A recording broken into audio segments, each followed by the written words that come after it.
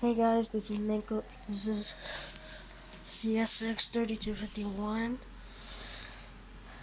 and this is the January 5th this is the January 6th, 2005 Graniteville Train crash. This all with the quarry, with the train, with the tank cars carrying toxic chemicals derailed in Graniteville. In fact, 9 people lost their lives, including the engineer of 192.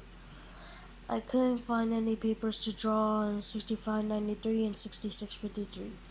So the locomotives were in the wreck were CSX ET44AH 3251, BNSF-9 44CW 617, with freight cars piled up in the wreck. And 9 people, including 1 officer, died in that wreck.